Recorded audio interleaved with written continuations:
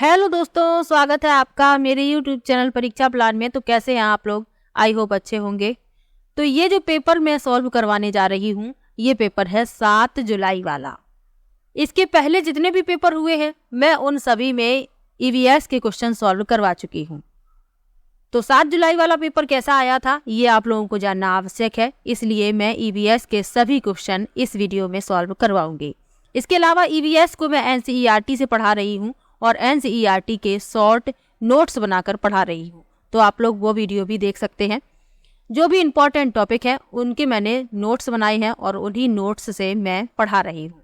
मैं पीडीएफ भी आप लोगों को प्रोवाइड करवाऊंगी। तो चलिए आज की वीडियो को शुरू करते हैं। 7 जुलाई वाला ये पेपर है, इसमें ईवीएस के कैसे क्वेश्चन आए थे आप लोगों को ये जानना बहुत आवश्यक है। तो चलिए शुरू करते हैं। लिखा है, प्राथमिक स्तर पर ईवीएस को एक एकीकृत दृष्टिकोण में संचालित करने की सिफारिश की जाती है। सबसे उपयुक्त कारण है। पहला लिखा है, ईवीएस विषयों से मुद्दों को आकर्षित करता है, जैसे विज्ञान, सामाजिक विज्ञान और पर्यावरण शिक्षा। दूसरा है, यह समग्र समझ विकसित करने में मदद करता है। तीसरा है, छात्रों और शिक्षकों के बोझ को कम करने में मदद करता है। और चौथा है, एकीकृत ईवीएस पढ़ाना सुविधाजनक है।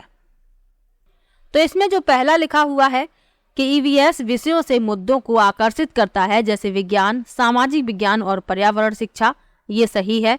और जो दूसरा लिखा है कि यह समग्र समझ विकसित करने में मदद करता है, तो ए और बी इसमें सही है, यानी कि आपका तीसरा विकल्प इसमें सही हो जाएगा। अगला प्रश्न देखते हैं। एक ईवीएस शिक्षक के रूप में आप चाहते हैं कि आपके विद्यार्थी वयस्कों के आसपास अपनी सुरक्षा के बारे में जागरूक हों, ताकि वे अपनी देखभाल कर सकें और यौन उत्पीड़न का शिकार ना हो। आपको कौन सा कदम सबसे उपयुक्त लगता है? पहला है, उन्हें पॉक्सो एक्ट 2012 के बारे में बताएं। दूसरा है, उन्हें अजनबियों से दूर रहना सिखाएं। तीसरा है, गुड टच और बैड टच के बारे में वर्कशॉप आयोजित करें। और चौथा है, छात्राओं के लिए आत्मरक्षा कार्यशाला आयोजित करें। तो विद्यार्थियों को ये जरूर सिखाना चाहिए कि वयस्कों के आसपास वे अपनी सुरक्षा के बारे में कैसे जागरूक हों, ताकि वे यौन उत्पीड़न का शिकार ना हों। तो इसके लिए सबसे अच्छा जो विकल्प है वह है गुड टच और बैड टच के बारे में वर्कशॉप आयोजित करें। तो इससे क्या होगा, बच्चे समझ जाएंगे कि कौन उन्हें किस तरीके से टच कर रहा है। तो तीसरा विकल्प इसमें सही हो जाएगा। अगला प्रश्न देखते हैं। लिखा है, रोशनी एक ईवीएस शिक्षिका ने सरसों, हरा चना, बंगाल चना और मिर्च के प्रत्येक 20 बीजों में से कितने बीज अंकुरित हुए हैं के लिए एक डेटा चार्ट प्रदर्शित किया। उन्होंने उनसे यह समझाने के लिए कहा कि विभिन्न बीजों की अंकुरण दर में भिन्नता क्यों होती है। वह कौन से कौशल का आकलन करना चाहती है? तो रोशनी ने विभिन्न प्रकार के चने लिए हैं और उनमें से कितने बीज अंकुरित हुए हैं इसके लिए एक डेटा चार्ट प्रदर्शित किया है। तो उसने यह समझाने के लिए कि विभिन्न बीजों की अंकुरण दर में भिन्नता क्यों है, तो वह कौन से कौशल का प्रयोग कर रही है? पहला है प्रयोग, दूसरा है अनुमान लगाना, तीसरा है निष्कर्ष निकालना और चौथा है जांच। तो इसमें जो तीसरा विकल्प है वह सही होगा, निष्कर्ष निकालना। निष्कर्ष निकालने में डेटा विश्लेषण करके निष्कर्ष निकालना या समझना शामिल है कि कुछ परिणाम क्यों हुए हैं, और यही पूछा जा रहा है, यानी कि यही समझाने के लिए उसने विभिन्न बीजों की अंकुरण दर में भिन्नता क्यों है, तो यही समझाने के लिए उसने विभिन्न प्रकार के चने लिए हैं और डेटा चार्ट प्रदर्शित किया है। तो तीसरा विकल्प इसमें सही हो जाएगा, निष्कर्ष निकालना। वह इसी कौशल का आकलन करना चाहती है। अगला जो प्रश्न है वह एनसीईआरटी बेस्ड है। लिखा है, तेलंगाना के सापेक्ष गुजरात और बिहार की क्रमशः स्थितियां हैं। पहला है उत्तर पश्चिम दक्षिण पूर्व, दूसरा है दक्षिण पश्चिम उत्तर पूर्व, तीसरा है उत्तर पूर्व उत्तर पश्चिम और चौथा है उत्तर पश्चिम उत्तर पूर्व। तो ये है इंडिया का मैप। इसमें आप समझेंगे तो आपको अच्छे से समझ में आएगा। यहाँ आप देख सकते हैं, ये है तेलंगाना,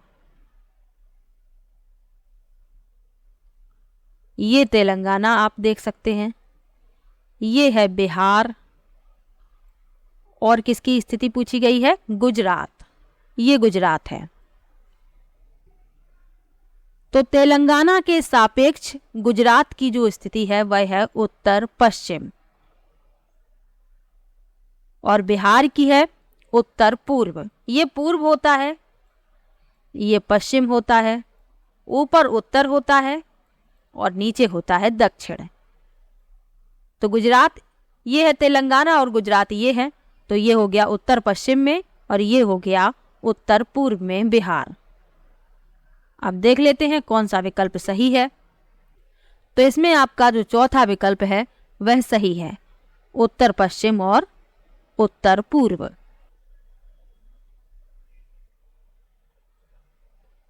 अगला प्रश्न लिखा है, छात्रों में ईवीएस में प्रक्रिया कौशल का आकलन करने के लिए आकलन की उपयुक्त उपकरणों की अधिकतम संख्या का चयन करें।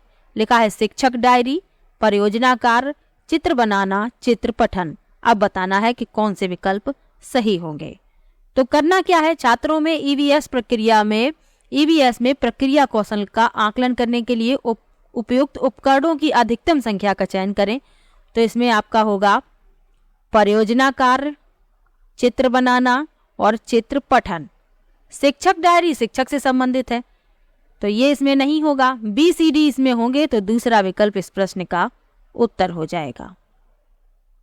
अगला प्रश्न है, किसी केंद्र शासित प्रदेश के मानचित्र के एक कोने पर नीचे दिए गए पैमाने को दर्शाया गया है। क्या दर्शाया गया है पैमाना? 1 सेंटीमीटर बराबर 155 मीटर। यदि कोई व्यक्ति इस मानचित्र पर दो शहरों के बीच की दूरी 19.7 सेंटीमीटर मापता है तो इन दोनों शहरों के बीच की वास्तविक दूरी है लगभग। तो इसमें आपको दिया गया है क्या पैमाना 1 सेंटीमीटर बराबर 155 मीटर और ये 19.7 सेंटीमीटर है, तो इसमें 155 का गुणा कर दीजिए। तो आपका जो उत्तर निकल कर आएगा वह होगा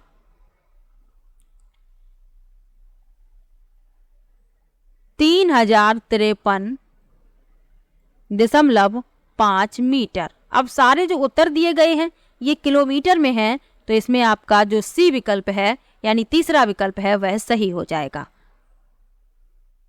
किलोमीटर में बनाने के लिए 1000 से भाग दे देंगे तो आपका तीसरा विकल्प सही हो जाएगा। अगला प्रश्न देखते हैं, पर्वतारोहियों को अधिक ऊंचाई पर नाक से खून बहने का कारण होता है। पहला विकल्प है रक्त वाहिकाओं में दबाव बाहरी दबाव से अधिक हो जाता है। दूसरा है रक्त वाहिकाओं में दबाव बाहरी दबाव से कम हो जाता है। तीसरा है रक्त वाहिकाओं में दबाव बाहरी दबाव के बराबर हो जाता है। और चौथा है अधिक ऊंचाई पर खून यानी रक्त गाढ़ा हो जाता है।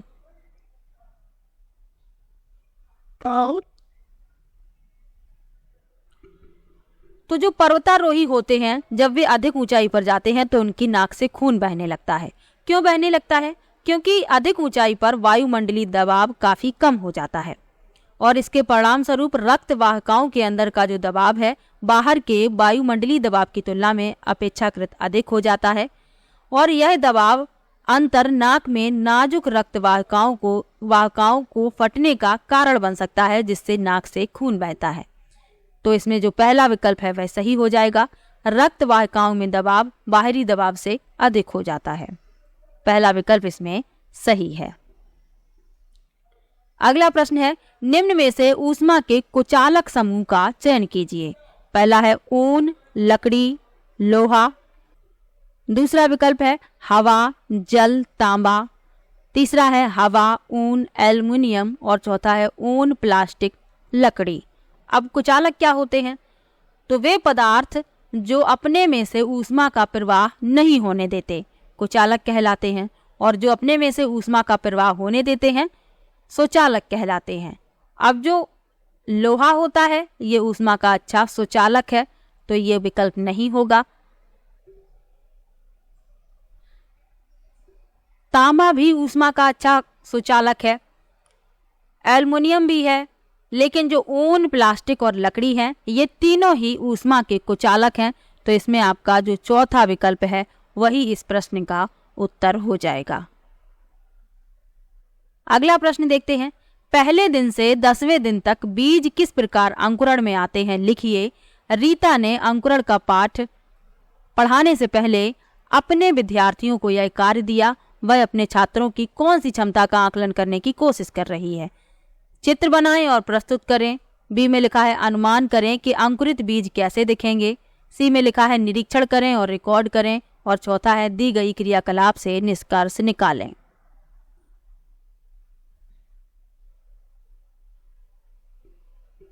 तो इसमें पूछा गया है कि रीता जो है वह अपने छात्रों की कौन सी क्षमता का आकलन करने की कोशिश कर रही है। तो वह कर रही है कोशिश अनुमान करें कि अंकुरित बीज कैसे दिखेंगे, निरीक्षण करें और रिकॉर्ड करें, दी गई क्रियाकलाप से निष्कर्ष निकालें। यानी बी सी डी इसमें सही है। तो तीसरा विकल्प इस प्रश्न का उत्तर हो जाएगा। अगला प्रश्न है पौधों की एक प्रजाति एक्स है जो बहुत अधिक संख्या में पैदा होती है, लेकिन पूरे विश्व में भारत के बाई भाग में ही पाई जाती है। यह किस प्रकार की प्रजाति है। पहला है प्रचुर, दूसरा है विदेशी, तीसरा है स्थानिक और चौथा है विलुप्त होने की कगार पर। तो लिखा है कि पौधों की प्रजाति जो एक्स है जो बहुत अधिक संख्या में पाई जाती है, लेकिन पूरे विश्व में भारत के बाई भाग में ही पाई जाती है। तो ये स्थानिक प्रजाति है जो किसी विशेष स्थान में पाई जाती है और ये दुनिया में कहीं पर भी नहीं पाई जाती, किसी विशेष स्थान में ही पाई जाती हैं। तो स्थानिक प्रजातियां कहलाती हैं। तीसरा विकल्प इसमें सही होगा। अगला प्रश्न है ईवीएस में पर्यावरण अर्थात पहला है मानव निर्मित पर्यावरण, दूसरा है प्राकृतिक पर्यावरण, तीसरा है सामाजिक पर्यावरण और चौथा है सांस्कृतिक पर्यावरण। तो ईवीएस में पर्यावरण मानव निर्मित पर्यावरण, प्राकृतिक पर्यावरण, सामाजिक पर्यावरण और सांस्कृतिक पर्यावरण चारों ही हैं। तो चौथा विकल्प इसमें सही हो जाएगा। अगला प्रश्न है हाथियों के विषय में वह कथन चुनिए जो सही नहीं है। हाथियों के विषय में मैं आपको पढ़ा चुकी हूँ, तो यदि वीडियो आपने देखी है तो आपको जरूर याद होगा। पहला विकल्प है हथनियां झुंडों में रहती हैं। एक झुंड में 20 से 25 हथनियां और उनके बच्चे होते हैं। हाथी 14-15 वर्ष की आयु तक ही झुंड में रहते हैं। 15 वर्ष से अधिक आयु के हाथी झुंड छोड़ देते हैं और अकेले ही रहते हैं।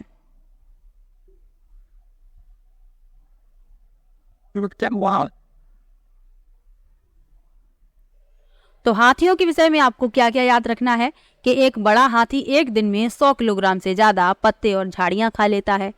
हाथी बहुत कम आराम करते हैं, एक दिन में केवल 2 से 4 घंटे ही सोते हैं।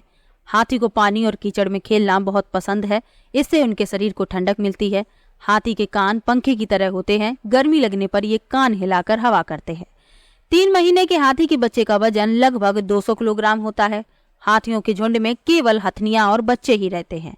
हाथियों के झुंड में 10 से 12 हथनियां और बच्चे होते हैं। झुंड की सबसे बुजुर्ग हथनी ही पूरे झुंड की नेता होती है। हाथी 14-15 साल तक झुंड में रहते हैं, फिर वे झुंड छोड़ देते हैं और अकेले रहते हैं। अब इसमें जो गलत है वह बताना है। तो दूसरा इसमें गलत लिखा हुआ है कि एक झुंड में 20 से 25 हथनियां और बच्चे होते हैं। ये गलत है क्योंकि एक झुंड में 10 से 12 हथनियां और बच्चे होते हैं।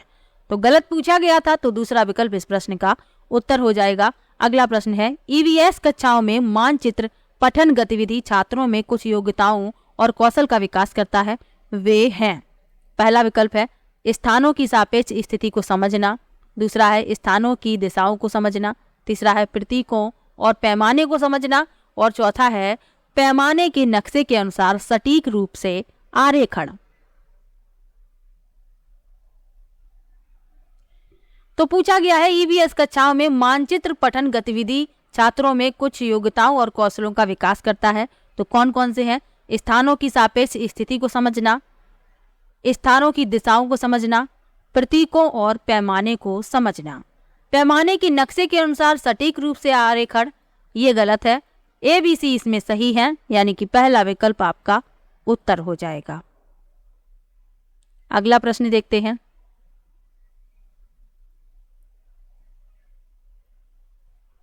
लिखा है आपका घर X पर स्थित है तथा आपका विद्यालय Y पर स्थित है। आपके घर से विद्यालय तक के लिए कोई सीधी सड़क नहीं है, अतः आप पहले A पर जाते हैं जो X के ठीक उत्तर में लगभग 125 मीटर की दूरी पर है। फिर आप B पर जाते हैं जो A के ठीक पश्चिम में 75 मीटर की दूरी पर है। फिर आप C पर आते हैं जो बी के ठीक उत्तर में लगभग 150 मीटर दूरी पर है, और अंत में आप बाई अपने विद्यालय पहुंचते हैं जो सी के ठीक पूर्व में 75 मीटर की दूरी पर है। बाई पर आपके विद्यालय के सापेक्ष एक्स पर आपके घर की सही दिशा क्या है? तो जैसा जैसा लिखा है वैसे वैसे चलते जाएंगे। तो आपको पता होगा कि यहां होता है पूर्व सीधे हाथ की तरफ, ये होता है पश्चिम, ऊपर होता है उत्तर और नीचे होता है दक्षिण। ये आपको याद रखना है। अब जैसा जैसा लिखा है वैसे वैसे चित्र को बनाते जाएंगे। लिखा है आपके विद्यालय से घर के लिए कोई विद्यालय आपके घर से विद्यालय तक के लिए कोई सीधी सड़क नहीं है, अतः आप पहले ए पर जाते हैं जो एक्स के ठीक उत्तर में है। ये रहा एक्स, और एक्स के उत्तर में आपको चलना है यानी कि ऊपर की तरफ 125 मीटर। तो ये हो गया 125 मीटर। उसके बाद फिर आप बी पर जाते हैं, ये है ए।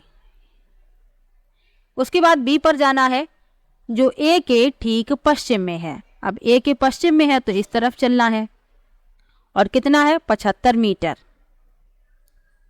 तो आप पहुंच गए बी पर। उसके बाद क्या लिखा है, फिर आप सी पर जाते हैं जो बी के ठीक उत्तर में 150 मीटर की दूरी पर है। तो बी से उत्तर की तरफ चलना है 150। तो आपको यहां मिल जाता है सी, और उसके बाद सी से आपको 75 मीटर की दूरी चलनी है जिससे आप अपने विद्यालय पहुंच जाते हैं बाई। तो ये दूरी है 75। अब आपको बताना है कि बाई पर आपके विद्यालय के सापेक्ष एक्स पर आपके घर की सही दिशा क्या है। तो आपका जो घर है बाई के ठीक दक्षिण में है। आप लोग देख सकते हैं, आपको दूसरे रंग से दिखाते हैं। ये है आपका विद्यालय, ये है आपका घर। तो ये ठीक दक्षिण दिशा में है, यानी तो जो दूसरा विकल्प है वह आपका उत्तर हो जाएगा ठीक दक्षिण, क्योंकि बाई के सापेक्ष आप देख सकते हैं आपका जो घर है वह ठीक दक्षिण में है। अगला प्रश्न देखते हैं। लिखा है सलीम और राजू स्कूल जाने वाले। अगला प्रश्न है सलीम और राजू स्कूल जाने वाले बच्चे हैं। सलीम को तला हुआ खाना और मैदा से बने उत्पाद बहुत पसंद हैं। दूसरी तरफ राजू को घर का बना स्वस्थ खाना पसंद है, लेकिन वह पालक और अन्य हरी पत्तेदार सब्जियां कभी नहीं खाता। दोनों को निम्नलिखित में से किस विकार से पीड़ित होने की संभावना है? पहला है स्कर्वी और एनीमिया, दूसरा है क्वासियोरकर और एनीमिया, तीसरा है मोटापा और एनीमिया, और चौथा है पेलाग्रा और एनीमिया। तो सलीम खाता है तला हुआ खाना और मैदा से बने उत्पाद, तो सलीम का वजन बढ़ जाएगा, यानी कि उसको मोटापा होने की संभावना है। और राजू घर का खाना तो खाता है लेकिन वह पालक और हरी पत्तेदार सब्जियां नहीं खाता, तो उसको एनीमिया यानी कि खून की कमी। तो तीसरा विकल्प इसमें सही हो जाएगा, मोटापा और एनीमिया, क्योंकि हरे पत्तेदार सब्जियों में आयरन होता है और आयरन की कमी से एनीमिया हो जाता है। तो तीसरा विकल्प इसमें सही हो जाएगा। अगला प्रश्न है निम्नलिखित में से उस समूह को चुनिए जो मिश्र धातुओं से बना है। पहला है ब्रास, ब्रांज, लिथियम, दूसरा है मैग्नीशियम, एल्यूमिनियम, स्टील, तीसरा है स्टील, ब्रास, टिन, और चौथा है स्टील, ब्रास और ब्रांज। तो जो धातुएं दो या दो से अधिक धातुओं को मिलाकर बनाई जाती हैं मिश्र धातुएं कहलाती हैं।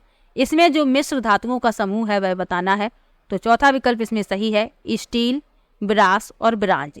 स्टील जो है लोहे और कार्बन की मिश्र धातु है, और कभी कभी इनके गुणों को बढ़ाने के लिए अन्य तत्व भी इसमें मिलाए जाते हैं। पीतल जो है तांबे और जस्ते की मिश्र धातु है यानी ब्रास, और जो ब्रांज है वह तांबे और टिन की मिश्र धातु है। तो ये भी आपको याद रखना है, मिश्रण ये भी पूछा जाता है। तो चौथा विकल्प इसमें सही है। अगला प्रश्न है अभिकथन दिया गया है और कारण दिया गया है। अभिकथन है ईवीएस की पाठ्य पुस्तकों में कहानियों और आख्यानों का उपयोग किया गया है। उद्देश्य है कि बच्चे को संवेदनशील बनाना, क्योंकि यह कहानी में पात्रों के साथ तदानुभूति रख सकता है। पाठ्य पुस्तकें बच्चों को हमारे समाज के भीतर मौजूद व्यापक मतभेदों के प्रति संवेदनशील बनाना चाहिए। अब इसमें जो सही है वह बताना है। तो इसमें जो अभिकथन लिखा हुआ है ये सही है, क्योंकि ईवीएस की जो पाठ्य पुस्तकें हैं उनमें कहानियों और आख्यानों का उपयोग किया गया है। क्यों किया गया है? क्योंकि इससे बच्चे संवेदनशील बन सकें, वह कहानी में पात्रों के साथ तदानुभूति रख सकता है। तो कारण भी सही लिखा हुआ है, अभिकथन भी सही लिखा हुआ है, और अभिकथन की कारण सही व्याख्या कर रहा है। तो इसमें जो पहला विकल्प है वही इस प्रश्न का उत्तर हो जाएगा। अगला प्रश्न देखते हैं। पृथ्वी के आयतन में निम्नलिखित होते हैं। पहला है 1% परपटी, दूसरा है 84% मेंटल, और तीसरा है 15% क्रोड। तो पृथ्वी के आयतन में 1% परपटी है, 84% मेंटल है, 15% क्रोड है। ए बी सी तीनों ही सही है, चौथा विकल्प इसमें सही हो जाएगा।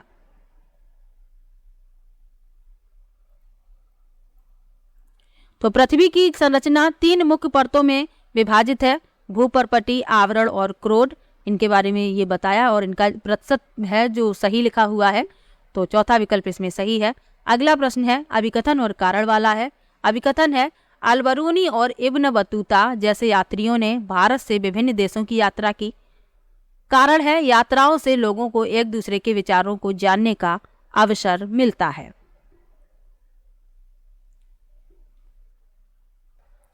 तो इसमें जो अभिकथन लिखा हुआ है वह बिल्कुल ही गलत है। अल-बरूनी और इब्न बतूता जैसे यात्रियों ने भारत की यात्रा की, लेकिन भारत से विभिन्न देशों की यात्रा नहीं की, ये गलत है। कारण सही लिखा हुआ है कि यात्राओं से लोगों को एक दूसरे के विचारों को जानने का अवसर मिलता है। तो अभिकथन गलत है, यानी ए गलत किंतु आर सही, चौथा विकल्प इसमें सही हो जाएगा इस प्रश्न का उत्तर। अब जो अल-बरूनी है और इब्न बतूता है इनके बारे में भी जान लीजिए। अल-बरूनी एक फारसी विद्वान था जो भारतीय संस्कृति और विज्ञान का अध्ययन करने के लिए उज्बेकिस्तान से भारत आया था। और मोरक्को का यात्री था इब्न बतूता, जो अपनी यात्रा के दौरान भारत की यात्रा पर आया था, लेकिन उन्होंने अपनी यात्रा भारत से शुरू नहीं की थी, वे अन्य क्षेत्रों से भारत आए थे। तो ये आपको इनके बारे में याद रखना है, चौथा विकल्प इसमें सही है। अगला प्रश्न है एक ईवीएस शिक्षिका अपने छात्रों से कल्पना करने और उत्तर देने के लिए कहती है, क्या होता अगर पृथ्वी से सभी पक्षियों को एक साथ मार दिया जाता? ऐसे प्रश्न हैं। पहला विकल्प है अभिसारी प्रश्न, दूसरा है काल्पनिक प्रश्न, तीसरा है अपसारी प्रश्न और चौथा है दार्शनिक प्रश्न। तो शिक्षिका क्या कह रही है, क्या होता अगर पृथ्वी से सभी पक्षियों को एक साथ मार दिया जाता? तो ये प्रश्न अपसारी प्रश्न है, यानी व्यापक रूप से सोचने के लिए ये तैयार करते हैं। तीसरा विकल्प इसमें सही हो जाएगा, अपसारी प्रश्न, यानी इनके एक से अधिक उत्तर हो सकते हैं, बच्चे अपने विचार प्रदर्शित करेंगे, तो अपसारी प्रश्न ये कहे जाते हैं। तीसरा विकल्प इसमें सही है। अगला प्रश्न है एनसीईआरटी की 5वीं की पाठ्य पुस्तक में झारखंड में रहने वाली सूर्यमणि की एक वास्तविक कहानी है। यह अध्याय आदिवासी जीवन और सूर्यमणि की भूमिका को दर्शाता है। छात्रों के लिए प्रासंगिक अध्याय द्वारा संबोधित सबसे महत्वपूर्ण पहलू का चयन करें। पहला लिखा है जनजातीय समुदायों के बारे में लोकप्रिय धारणाएं और पूर्वाग्रह, दूसरा है वनवासियों और उनके पास रहने वाले जंगलों के बीच घनिष्ठ संबंध, तीसरा है लड़कियों की शिक्षा कैसे उनके जीवन को बदलती है, और चौथा है जनजातीय आदिवासियों द्वारा उपयोग किए जाने वाले वन उत्पाद। तो सबसे महत्वपूर्ण पहलू का चयन करना है। पहला इसमें गलत है, जनजातीय समुदायों के बारे में लोकप्रिय धारणाएं और पूर्वाग्रह, ये गलत है। बाकी तीनों सही लिखे हुए हैं, बी सी डी, ये तीनों ही सही हैं। दूसरा विकल्प इस प्रश्न का उत्तर हो जाएगा।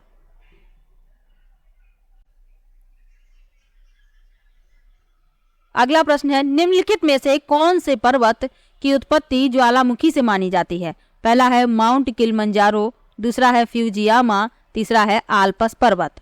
अब सही विकल्प आपको बताना है।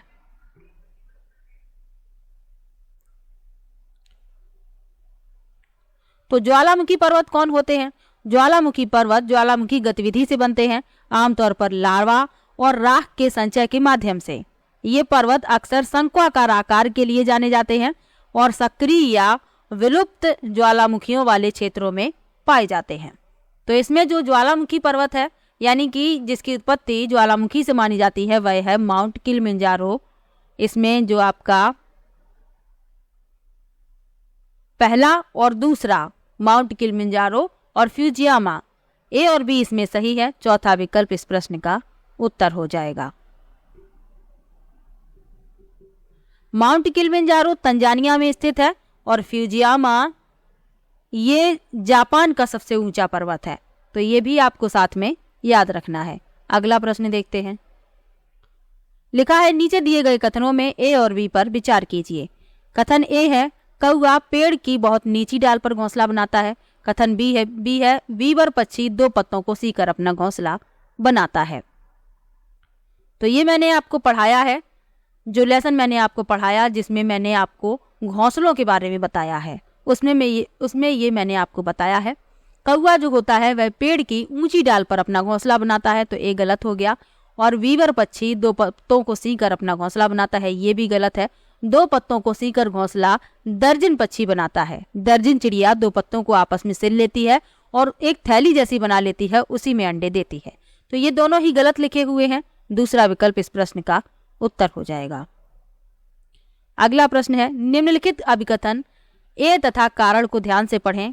अभिकथन है अगर कोई तैरना नहीं भी जानता है तब भी मृत सागर में वह आसानी से तैर सकता है। कारण है मृत सागर के 1 लीटर में 300 ग्राम नमक पाया जाता है, जो इसे सबसे अधिक नमक सांद्रित सागर बनाता है। तो इसमें दोनों ही सही लिखे हुए हैं। यदि कोई तैरना ना भी जानता हो तो वह मृत सागर में आसानी से तैर सकता है, क्योंकि मृत सागर में बहुत अधिक मात्रा में नमक पाया जाता है और इससे इसकी जो सांद्रता है वह बहुत अधिक हो जाती है। तो ए और आर दोनों ही सही है। आर ए की सही व्याख्या है, पहला विकल्प इसमें सही है। अगला प्रश्न है समर अपने छात्रों से अपने परिवार के सदस्यों से सलाह लेने के लिए कहता है कि वे अलग अलग तरीकों से पकाई गई अलग अलग खाद्य पदार्थों के नामों का पता लगाएं, जैसे कि भाप देना, भूनना, उबालना, तलना। सबसे उपयुक्त कारण है पहला है प्रयोग को प्रोत्साहित करना, दूसरा है सामाजिक अंतःक्रिया में सुधार करना, तीसरा है बच्चों को समूहों में कार्य करने के लिए अवसर प्रदान करना और चौथा है गृह कार्य को प्रोत्साहित करना। तो क्या कहा जा रहा है, समर जो है अपने छात्रों से अपने परिवार के सदस्यों से सलाह लेने के लिए कहता है कि अलग अलग तरीकों से पकाए गए अलग अलग खाद्य पदार्थों के नामों का पता लगाएं। तो यह सामाजिक अंतःक्रिया में सुधार करना है। इसका कारण दूसरा विकल्प इसमें सही हो जाएगा। अगला प्रश्न है निम्नलिखित में से कौन प्राथमिक स्तर पर ईवीएस पढ़ाने में अनुभवात्मक रणनीतियों को सबसे अच्छा दर्शाता है। पहला है चर्चा, दूसरा है प्रदर्शन, तीसरा है क्षेत्र भ्रमण और चौथा है कला एकीकृत शिक्षा। तो इसमें पहला सही है चर्चा, तीसरा सही है क्षेत्र भ्रमण और चौथा सही है कला एकीकृत शिक्षा। प्रदर्शन ये इसमें नहीं होगा, ए सी डी इसमें सही है। तीसरा विकल्प इसमें आपका उत्तर हो जाएगा। अगला प्रश्न है कथन 1 और कथन 2 दिए गए हैं। कथन 1 है ईवीएस पाठ्यचर्या सीखने के सामाजिक रचनावादी परिप्रेक्ष्य में तैयार किया गया है। कथन 2 है बच्चों के गहन अध्ययन के साथ बच्चों के सीखने के बारे में पियाजे के विचार सामाजिक रचनावादी परिप्रेक्ष्य का प्रतिनिधित्व करते हैं।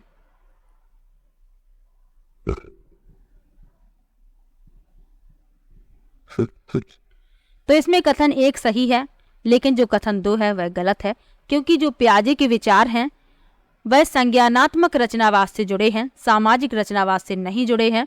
तो कथन 1 सही है और कथन 2 इसमें गलत है। तो तीसरा विकल्प इस प्रश्न में आपका उत्तर हो जाएगा। कथन 1 सत्य परंतु कथन 2 असत्य। अगला प्रश्न है भारत में 7:30 बज रहे हैं यानी शाम के, तो उसी दिन 2 PM होगा यानी दोपहर के 2 कहाँ बजे होंगे, ये पूछा गया है। पहला विकल्प है लंदन में, दूसरा है जापान में, तीसरा है ढाका में और चौथा है कराची में।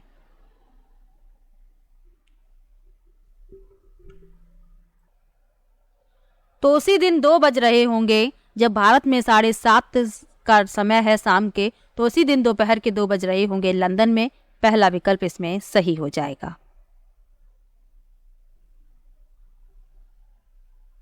अगला प्रश्न है, निम्नलिखित में से कौन सी रणनीति यात्रा थीम को पढ़ाते समय जांच यानी इंक्वायरी को बढ़ावा देती है?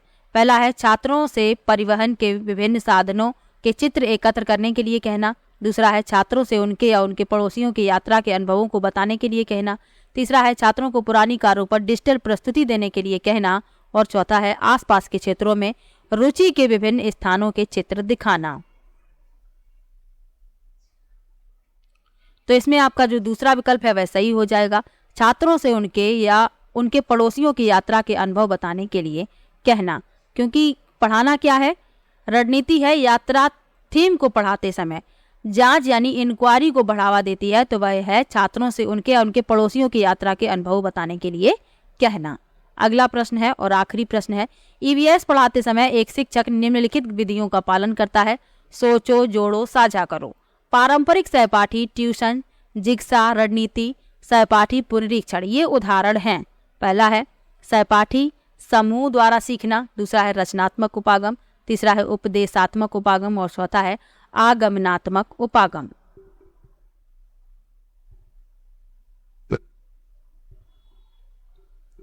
तो इसमें पहला विकल्प सही हो जाएगा, सहपाठी समूह द्वारा सीखना। अब जो और विकल्प लिखे हुए हैं, रचनात्मक उपागम क्या होता है? तो यह एक शैक्षिक सिद्धांत है जहां शिक्षार्थी अनुभवों और प्रतिबिंब के माध्यम से अपनी समझ और ज्ञान का निर्माण करते हैं। तीसरा लिखा हुआ उपदेशात्मक उपागम, तो ये क्या होता है? एक शिक्षण विधि जो शिक्षक से छात्र तक ज्ञान के प्रत्यक्ष निर्देश और संचरण पर केंद्रित है, तो ये उपदेशात्मक है। और आगमनात्मक उपागम क्या है? एक शिक्षण रणनीति जहां छात्र विशिष्ट उदाहरणों का निरीक्षण करते हैं और फिर सामान्य सिद्धांतों या नियमों को प्राप्त करते हैं। तो इन सब के बारे में भी आपको जानना आवश्यक था। तो ये पेपर था 7 जुलाई वाला। इसमें ईवीएस के जो क्वेश्चन थे उनको मैंने सॉल्व करवा दिया है। किसी भी प्रश्न में आपको डाउट हो तो आप कमेंट बॉक्स में जरूर लिखिएगा। और इसके पहले भी जो पेपर हुए हैं 2011 से जनवरी 2024 तक मैंने ऑफलाइन जो भी पेपर हुए हैं उनमें ईवीएस के क्वेश्चन को सॉल्व करवा दिया है, तो आप लोग सभी वीडियो देख सकते हैं। मिलते हैं नेक्स्ट वीडियो में, तब तक के लिए बाय बाय।